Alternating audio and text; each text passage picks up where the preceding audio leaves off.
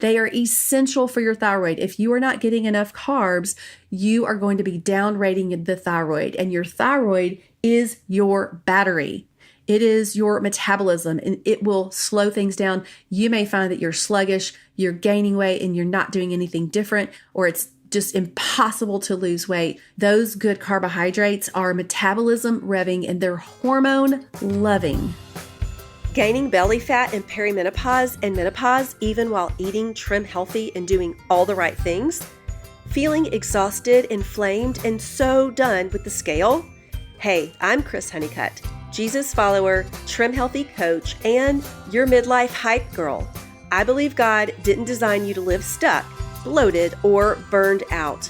This podcast helps you partner with your hormones, ditch the belly fat, and finally feel strong, calm, and confident in a body you actually enjoy living in. Quick story before we get started today. One of my clients, Michelle, came in feeling totally defeated. She was tired of chasing the next diet, tired of feeling like her body was fighting her. 6 months later, her cholesterol dropped, her A1C went down, the scale went down, her confidence shot up. That's the kind of shift that happens inside the midlife fat loss formula. You don't need to be perfect. You just need a simple plan that works. Let's make fat loss feel doable again. You can join us at bit.ly/join fat loss formula. That's bit.ly/join fat loss formula. Now, let's get into it. Today, we are tackling a big one. Bioidentical hormone replacement therapy, otherwise known as BHRT. Why it is out of reach for so many women, and what affordable natural alternatives you can consider to support your hormones during perimenopause and menopause. This is one of the most asked topics about in my community, and I want you to walk away today with real practical support, whether you're using BHRT, considering it, or trying to support your hormones naturally. I have to say, for me, I have been on BHRT since I was in my late 40s, and now I'm 57, and I have to say it has been a game changer for me personally. And so for the right woman, I really encourage you to invest your money, invest your time in studying what you could be doing for you. But if you're the type person you're not ready for that, that's off the table for whatever reason, you do you, and I support you 100%. But let's start with the elephant in the room. Let's talk about the cost of BHRT. While it has helped many women reclaim their quality of life, it can come with a hefty price tag, anywhere from $100 to $400 per month, depending on the provider, prescriptions, and the required lab work. Many providers do not cover BHRT, but there are some providers that do cover the estradiol patch and progesterone. So you definitely want to take a look at it to see if your doctor is prescribing and your insurance can pay for it. The 4 areas that I'm going to talk about today that greatly impact our hormone health is going to be nutrition, exercise, sleep and stress, I put those together, and supplementation. The first place we want to start is what is at the end of your fork. I believe that food is medicine, and food can support our hormones, our endocrine system, our whole body, if we are eating the foods that are anti-inflammatory, whole foods, and getting certain macronutrients dialed in, basically. So an overview of what we want to do for smart nutrition for hormone balance, or I'll say hormone support, because honestly, when you're in perimenopause, your estrogen and progesterone are usually all over the place. It's maybe you can balance it somewhat, but you're really in that mode of declining hormones. When you get to menopause, there is no balancing hormones because there are very little hormones to balance. So I like the word support or replace our hormones. So the number one thing that I want you to think about is balancing your blood sugar all day long. This is very important because if you are balancing your blood sugar, you are reducing high blood sugar and insulin spikes And high blood sugar and insulin spikes, they're stressful for your body. And over time, they cause something called insulin resistance, which is not a good thing because that can throw you into a pre-diabetic state. It usually causes weight gain.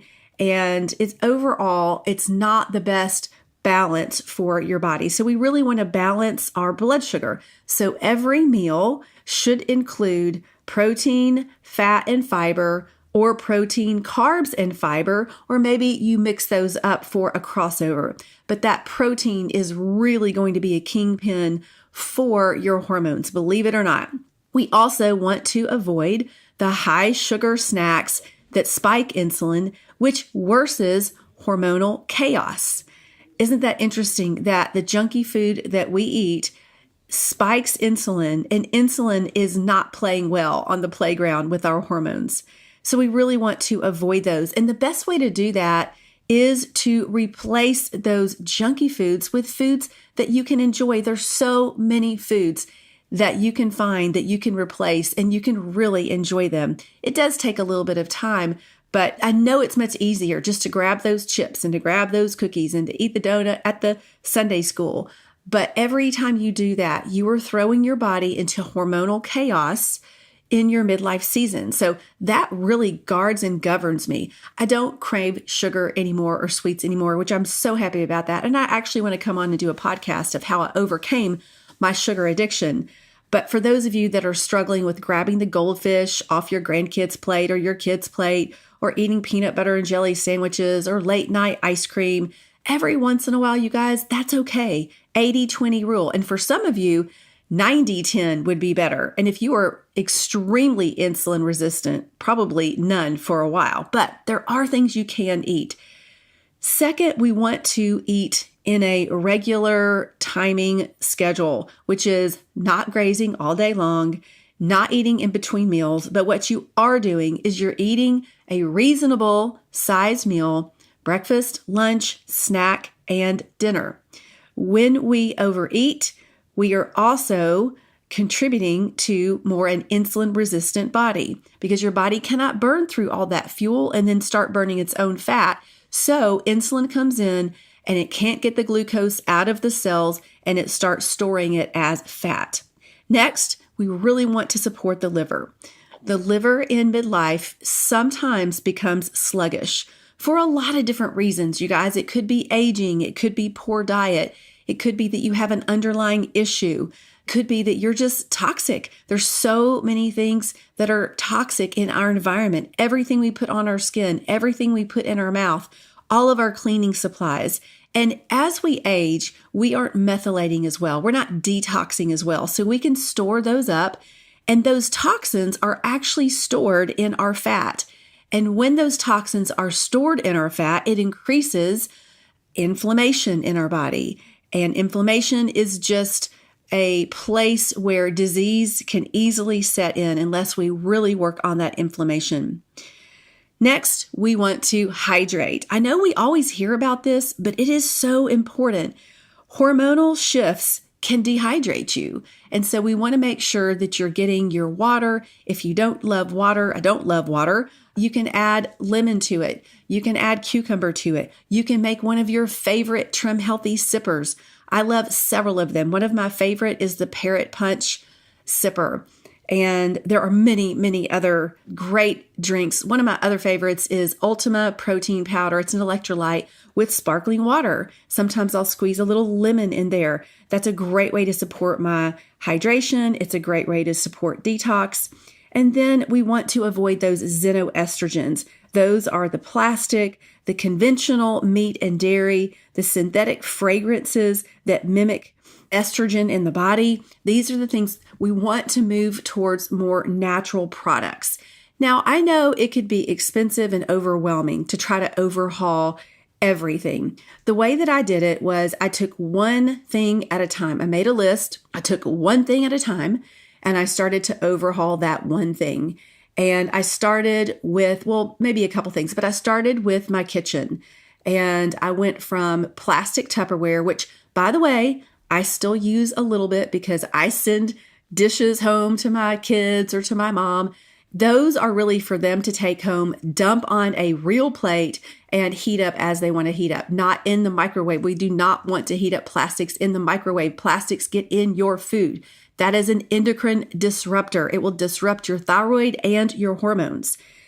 The other thing that I chose after the kitchen was my personal care products. Now, this has taken a while because before Trim Healthy came out with their lovely skincare and hair care and makeup, I was using a lot of different other things, and none of them I fell in love with until I really found the Trim Healthy shampoo, conditioner, body wash. I use some of the makeup. Some of the makeup I don't, just because as I age, the cakey powder makes my face look really cakey, as does the foundation. So I actually use a cream foundation, but I love their lipstick, their mascara. It's just clean. And using all of their products, and they were having a deodorant, now have found another natural deodorant that's working well. The lotion that I put is from Trim Healthy Mama. So I obviously have all my eggs in one basket. It's because I know their quality and I believe in them. But there are many, many companies out there that you can research and find cleaner products for yourself. It will lighten your load, and that's what you want. Next is our gut health. This is really a biggie when it comes to hormonal support, because your gut is, the better your gut is, the more supported your hormones are going to be, as is the rest of your body. Our gut is so important, and it causes a lot of issues when we go into transition, perimenopause, menopause, because our gut microbiome starts to get compromised because of those hormonal changes. And then what happens is when our gut is not optimized, we are not metabolizing our hormones properly. We are not assimilating or digesting or detoxing our food properly. And that causes a store up of toxicity, which then again shifts our hormones. So we want to take care of the gut. Some things you can think about here would be the fermented foods, kefir, especially if it's homemade, sauerkraut, if it's fermented, not the sauerkraut that's pickled, kimchi, probiotic rich yogurt, and yes, even fermented cottage cheese, not to mention miso, tempeh, and natto. Those are some of the less talked about fermented foods, but still we have a lot to choose from. Bubby's pickles, that's another one that I really like. So including those fermented foods are not only going to help with the gut microbiome, they're going to help with the diversity of your gut microbiome, which is very important. I read a study that some people have histamine issues because they have too much of one bacteria and not enough of another. And so getting that variation is very important. And that's why I'm using the Trim Healthy Gut Support. And I'm doing all of these fermented foods. And then kefir has over 50 billion different bacteria that we need. And then if you know that you're struggling with something like SIBO, the L-reuteri yogurt is a good fit for that. So the fermented foods are going to really help support the gut, not to mention the prebiotics. That would be your fruits and your vegetables are actually going to be a prebiotic to feed your probiotic so that your probiotic can proliferate and grow and hopefully in a balance. We definitely do not want an overgrowth of one bacteria or yeast. That's going to cause some issues. Next, the next thing we will consider, and I'll talk more about this in a little bit, is going to be our key supplements. Of course, food is first. We always want to get our nutrition and our fiber and macros from food first. That is how we were designed, but we're so blessed in this day and age that we have these extras, these supplements. And so let's talk about a couple supplements that I believe and that I've researched that every woman in their midlife needs to be on for best hormone support. And let me tell you, I could list 20, but I'm just going to list a few here. And maybe you pick one of these and you work on one of those. The first one I'm going to say is magnesium glycinate or threonate, because magnesium is going to help your sleep, your mood. It's going to help insulin balance, which is very important. And it's also going to help calm down your nervous system.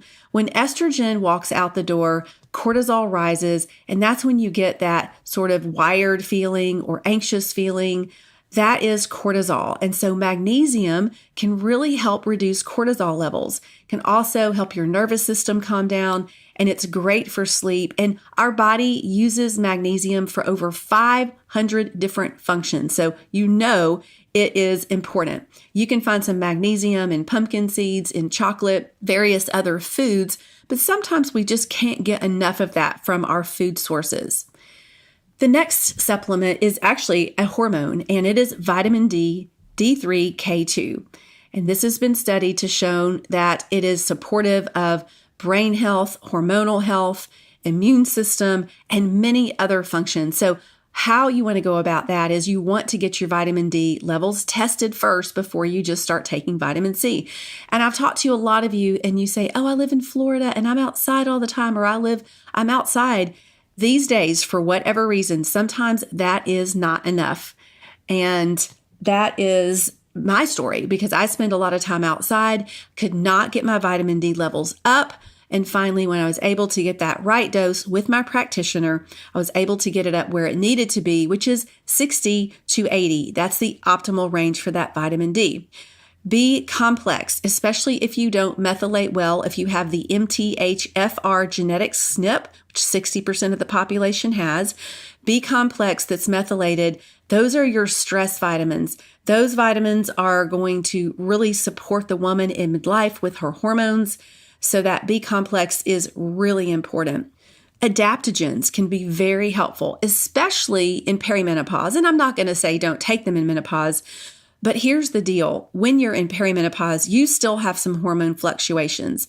Adaptogens go into your body and do what your body needs, which I think is fantastic. I love how God did that. So here are a couple to think about. Maca can be very good for hormones and for reproductive system and overall health. Maca is good for that. Ashwagandha can also be good for lowering cortisol and also supporting hormones. But these adaptogens definitely need to be dosed correctly and you need to use them correctly. So I would suggest checking with your doctor and first of all, making sure that you're a candidate for those and then read how to take these. A lot of times you'll take them and then you take a break for a little bit. I want to talk to the woman who's wondering if it's just too late. If you've been thinking, well, I guess this is just how it's going to be from now on, maybe I'll never feel strong or lean again. I want to speak directly to you. It is not too late, my friend. Your body is not broken. You just need a plan that works with your hormones, your metabolism, and your real life. That's why I built the Midlife Fat Loss Formula. It is my 6-month group coaching program where we walk step by step through the exact things your body needs to shift back in to fat burning mode. You'll learn how to eat in a way that fuels you, how to move in a way that actually works, and how to create sustainable habits that last beyond the 6 months. It's not about perfection. It's about progress that sticks. Women like Michelle and Anita are seeing major shifts, not just on the scale, but in their labs, in their confidence, and even their strength. So if you've been needing that nudge to take the next step, this is it. Come on over to bit.ly/join fat loss formula. That's bit.ly/join fat loss formula. I would love to support you inside. The next thing that we're going to talk about, specific foods, because you're like, just tell me what to eat, Coach Chris. I hear this all the time. So here I'm not holding back. Here is what you want to eat. Cruciferous vegetables. These would be broccoli, cauliflower, Brussels sprouts, and cabbage. These are rich in indole 3-carbinol, and I might have said that wrong. It might be indole 3-carbinol. I should have checked first. And DIM, which is another long word, dinodolymethane, don't know, need to Google that. But it's basically going to support estrogen detox and balance. With cruciferous vegetables, sometimes you guys complain of bloating with these. These a lot of times are better when you steam them or you roast them or you stir fry them. I rarely do raw anything. Now, cabbage I can do raw, but still my stomach doesn't do well with a lot of that. One of my favorite recipes is to take these four things: broccoli, cauliflower, Brussels sprouts, or cabbage. I do one or the other. And I put them on a roasting pan and I spray light oil of coconut oil. I season it with my favorite seasonings like Mrs. Dash. If you have Hubby Loving seasoning, you can make that up. That's super yummy. Salt, pepper, and really just roast them in the oven. And when I pull them out, I like to give a dollop, like a little thin spread of balsamic vinegar, and maybe throw a little bit of feta cheese. And I'm talking about enough to keep it in fuel pool. That would be maybe 2 teaspoons of that feta. It just really brings out the flavor of those vegetables. Next would be flax seeds, and these are best absorbed if they are ground. I buy mine, grind them, and put them in the freezer just because I heard that when you buy them already ground, they could go rancid. So that is an extra step. Why these are so important is because they contain lignans, phytoestrogens, and these can gently modulate estrogen levels. They do not increase estrogen. They do not decrease estrogen by large amounts. It's very small, gentle support of estrogen. Do you need a little more kick here? Do you need a little less here? That's why those flax seeds are so good. And they're great for the omega-3s, which is also going to support brain and hormones. So I like to add, if I have an E smoothie, I like to add 2 teaspoons of flaxseed. I can add that to my oatmeal. I can add that to my kefir. I can add it to my vegetables, my salad. If I'm going for more of an S or a fat-based meal, I might use a tablespoon. I like to put that in the Food Peace Preloader recipe, which is in the Trim Healthy Wisdom section. There's a link there. So those flax seeds are really helpful. The other thing I've already talked about are omega-3 rich foods: salmon, sardines, chia seeds, nuts, mackerel. These are the things that are going to really help reduce inflammation in your brain and in your body. They are going to support your hormones, and they're going to support a balanced mood. I love that. Sometimes I just need a little bit of extra help. I don't know about you. And then protein. How can we even stop this conversation without protein? It's the buzzword these days, and there's a reason, and it's because science says and shows that protein is going to be the kingpin of your getting your hormones supported, regulating your blood sugar, helping with cravings, building, keeping, and cleaning muscle, which is key for those hormones.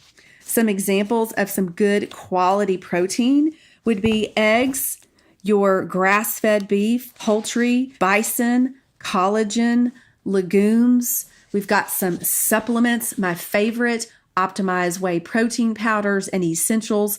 It is so easy to get your protein in when you're adding some supplementation. So the way that I roll is I will have protein at least 25 to 30 grams at every meal. Say at a snack time, I only have 15 grams. I'm going to add an extra essentials or optimized protein powder on the side. And then after my intense workouts, I'm going to add my essential amino acids there. So I'm up in around anywhere from 100 to 120 grams of protein a day, which is best hit 4 times instead of just 1 big meal or 2 big meals with protein. So protein also supports your hormones. Very important. Next, we've got the leafy greens, and this is going to be your spinach, kale, arugula, Swiss chard, dandelion greens. There are a host of those out there. And why? These are rich in magnesium, folate, and fiber. These are essential for adrenal and thyroid function. We're wanting to support all of our hormones, you guys. So if our sex hormones are down, so is our adrenal and thyroid. They all work together.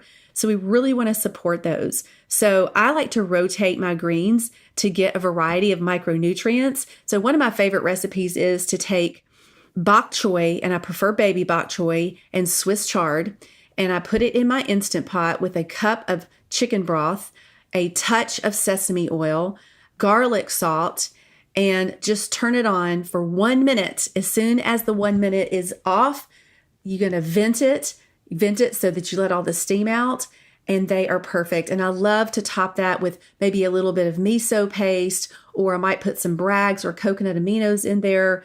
It is just an easy way to get those greens, and they're not too slimy. I cannot do slimy greens. That's a no. All right, next we are talking about healthy fats. We want the avocados, the olive oil, coconut oil, nuts and seeds, and nut and seed butters. Notice we're staying away from a lot of common dairy. Hard for our bodies to digest, higher in carbs, higher in fat, not as clean, and may cause inflammation. Fats are essential building blocks of sex hormones, and they also reduce inflammation, not to mention that they are also going to help with satiation. If you've got food noise, if you feel like you're hungry all the time, definitely take a look at the amount of fat. Now, we don't want to get too much fat. That's the thing. We need fat in the Goldilocks phenomenon is what I call it. So personally, I have about 1 S or fat meal a day. I do add a teaspoon or less of fats to all my other meals. So I'm getting adequate fat there. And I also do take the omegas as well, which I count as fat. Next, my favorite in the world. This is like my favorite candy. And these are the antioxidant rich berries. They are high in polyphenols to fight oxidative stress, which increases in menopause. Blueberries and raspberries, and really all of them, blackberries, are low in glycemic, and they're perfect in smoothies and kefir bowls and by themselves and in Greek yogurt. They are a powerhouse. They are low glycemic, and they can go with any type meal. If you're on the Trim Healthy plan, they can go with your S meal. They can go with your E meal. They are fantastic. Next, we can't not talk about our good carbohydrates, our root vegetables and resistant starches. That would be sweet potatoes, carrots, green bananas, or regular bananas, cooked and cooled rice or potatoes, or lentils or black beans. Those are going to give you the resistant starch. Not to mention all of the other beautiful, wonderful carbohydrates that God has made for us that are real and whole. They support your hormones tremendously. They support energy levels. They tell your hypothalamus to calm down, that here's some glucose, here's some energy. They are essential for your thyroid. If you are not getting enough carbs, you are going to be downrating the thyroid, and your thyroid is your battery. It is your metabolism, and it will slow things down. You may find that you're sluggish, you're gaining weight, and you're not doing anything different, or it's just impossible to lose weight, or maybe you have some other symptoms with that as well. But those good carbohydrates are metabolism revving, and they're hormone loving. So as you can see, nutrition and supplements can play a big role in supporting your hormones in midlife. The last two things that I want to talk about are your sleep and your stress levels. These impact hormones in such a major way. Our sleep is so important. That's when we make hormones. That's when we make the human growth hormone. That's when we restore. That's when we repair muscle. And there are a lot of other things that happen during our sleep as well. And when our sleep is disrupted, that's going to disrupt cortisol. And cortisol is going to disrupt our blood sugar and insulin, which really trickles down to all the other hormones are going to be affected by that. Remember, sleep is the time your hormones heal. Stress is the signal that turns them on or off. For women in midlife, managing these two is a non-negotiable. So for sleep, we can control some of the things, but we cannot control the actual sleeping. So you want to set yourself up for success. We want to make sure that you are having a sleep routine that is serving your sleep well, such as going to bed at the same time each evening, waking up at the same time each morning. Yes, I know that's hard for those of you that do shift work, you're nurses, maybe you work at night, maybe you work on the weekends, but the best you can, you want to try to get a regular go to bed and wake up. The first thing you do when you wake up, you want to look at the light. That tells your body, that tells your cortisol to start producing, reducing melatonin, waking you up, getting that morning flow going. It's so important to do that. It's also important to sleep in the complete dark and a cool room. You're going to sleep better.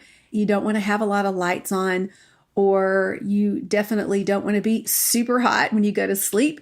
It's hard in midlife when you have night sweats and hot flashes, which I had for years until I got on bioidentical hormone replacement therapy, which changed all of that. Up until that point, though, I will say there were two things that helped me with that, and it was black cohosh and maca. I took both of those, and I was able to deal with those symptoms until I hit menopause, and then that would not touch it at all. My hormones were gone, and I had to get them, or I chose actually to get them replaced. So you really want to work on that sleep. Most of us will wake up around 3 a.m. This is very common. This can be due to cortisol. It could be due to you're just waking up at the end of a sleep cycle. It could be because our estrogen is very helpful in promoting of sleep, and so is progesterone. When people get on progesterone, they can go from not sleeping to sleeping like a baby. That didn't happen to me as much. It helps me sleep better, but I still do have lots of wake cycles, which I'm working on. Sometimes we need some liver support, and we're waking up because our liver is sluggish. A lot of times we may need some sleep aids, such as magnesium or melatonin or L-theanine. There are a lot of different things out there.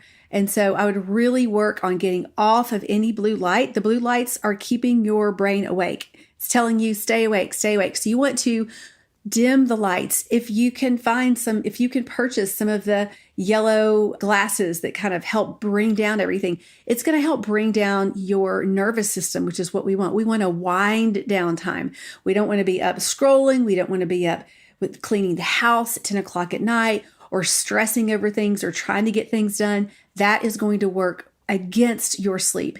And when you can get some good sleep, your hormones are going to be much happier. And lastly, stress. Stress is the cause of so many imbalances in our life. I don't think we can take away stress. It's hard to decrease stress, but what we want to do is learn how to manage our stress. And how we do that is to recognize when you are stressed out and also create an environment for yourself that you're not rushing from here to there. You're not the rushing woman.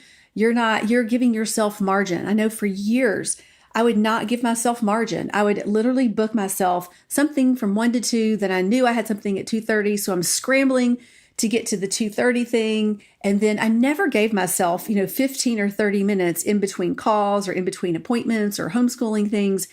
And I thought the quicker that I get to it, I'll get through it. But it ended up not being my best self showing up, and it ended up taking away from my energy levels. So we really want to give ourselves margin. Some things you can do for stress relief is deep breathing is probably number one. We can all do that. Deep breathing, whether it's regular deep breathing or box breathing, however you want to breathe, spending about 5 minutes, especially first thing in the morning, can really calm that paranervous system down. And then also maybe during the day when you find that your shoulders are tight and you're stressed and your brows are furrowed, that's another time just to stop and to take a few deep breaths. Another thing that is very helpful is walking in nature, especially grounding. If you can be barefooted, it lowers cortisol and it improves serotonin. Gentle movement, you guys. Just maybe some mobility, some Pilates. Maybe you jump on the vibration plate. Maybe you go for a short walk. This physical activity de-stresses the nervous system. And I have to say, this has been very big for me. When I was going through a very difficult season in my life with one of our children, it was stressful from the moment I woke up, really, till I went to sleep. And then I'd be stressed in the night. And every single morning, I made myself go on 3 walks a day. And they were my sanity walks. They were my power walks. I wasn't walking I wasn't doing a power walk. I was trying to calm down and I was breathing. I was remembering what God has done for me already and praying and looking at the trees in the sky and taking deep breaths in. And it really did. I almost got addicted to it because I'd find myself so in that fight or flight, and I'd be like, I just got to go for a walk. 15 minutes, come back, much, much better. That gentle movement can be very helpful. Then also we want to limit the things that we maybe overdo, which would be caffeine and alcohol. A little bit of caffeine, a little bit of alcohol, fine. But if we're utilizing that in a way that is too much for our bodies, it will stress us out, and it also will impact our sleep. Using adaptogens can help reduce cortisol and help you get out of that stress mode. Maca is one, rhodiola, holy basil, even some ashwagandha. It's good to look those up and research those, but they have been shown to help with stress reduction. And then faith and mindset, prayer, journaling, gratitude, all of those things. If you shift to gratitude, you actually shift your brain. And so thankfulness and gratitude and journaling, or maybe even talking with a friend, can help you reduce your stress. So you really want to work on that stress reduction. And then we are going to talk about how exercise affects those hormones. Exercise is key for longevity. It's key for heart health, overall health. It is key for hormonal health. Exercise is the medicine for every ailment, but it's the right exercise. So how do we know the right exercise? For our hormones, we want to work with our hormones.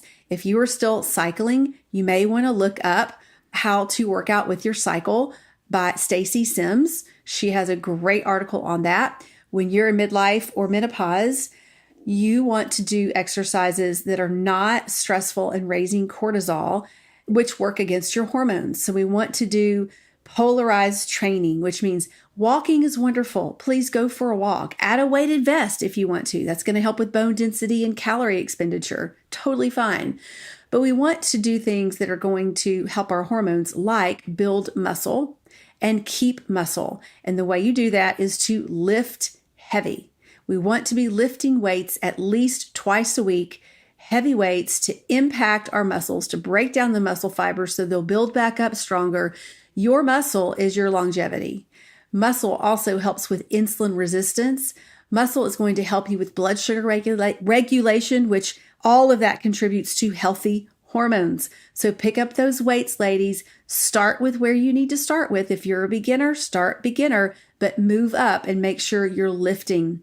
The other exercise that would be most beneficial would be a short HIIT, high intensity interval training, 6 to 8 minutes of getting breathless for 30 seconds and recovering for a minute or as long as you want to recover. And you do that 4 rounds. High intensity interval training can also impact our fat burning. It impacts our cardiovascular system, and it is short enough and high intensity enough to help our bodies, midlife bodies, adapt for weight loss and body recomposition, but it doesn't keep up that cortisol for too long. So it doesn't work against you. Another thing about heavy lifting is you want to fuel your body with protein after that lifting session. My favorite, essential amino acids plus creatine, is fabulous for feeding those muscles, as well as the optimized protein powder, or if you have your own protein powder that you like, make sure that you're getting that 3-gram leucine, which you're going to get that in the optimized whey protein powder. You'll have to look at your own if you have a different brand, but that 3-gram leucine is what's really going to build muscle, which is going to support hormones. The one thing you don't want to do is too much cardio.